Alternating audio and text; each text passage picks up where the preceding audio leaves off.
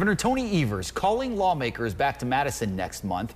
He wants them to take up his proposal to change the state constitution. AJ Bayapur is here in the studio with more on what the governor wants and the lack of public support from some key members of his own party. AJ. Well, Natalie Jessup, Governor Evers is proposing an amendment to the state constitution. It would ban gerrymandering, the act of drawing voting maps in a way that benefits one party over another. Now, top Republicans are already giving this a chilly response, but even the top Democrats in the legislature are not exactly embracing the governor's proposal. On Tuesday, Governor Tony Evers signs an executive order calling for a special session at the state capitol on April 14th. Evers wants to change the Wisconsin Constitution so that it, quote, prohibits districts from providing a disproportionate advantage or disadvantage to any political party.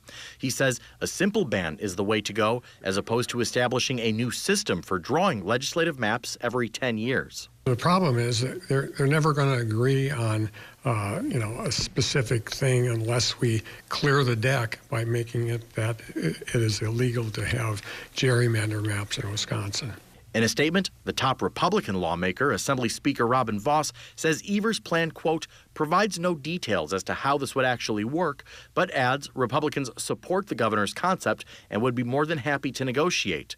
Legal experts say the proposal is a step toward fair maps, but it's also so open-ended it would invite lawsuits. The reality is that a lot of this is going to end up in court in the future. If lawmakers have a view that this still does leave them some wiggle room, that will get litigated. Some Democratic lawmakers stand with Evers for his announcement. I believe the governor is putting a line in the sand saying we need to make sure we have maps that are competitive, that reflect the will of the voters, not any political party.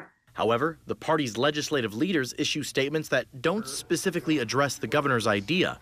Instead, Senate Minority Leader Dianne Hesselbein says, quote, my commitment is to make sure the people of Wisconsin have a strong voice in their democracy and that Democrats have the resources and tools to fully participate in whatever redistricting processes may occur in the future. Evers says he's hopeful top Democrats will eventually embrace his plan. I don't believe that they're supportive of gerrymandering.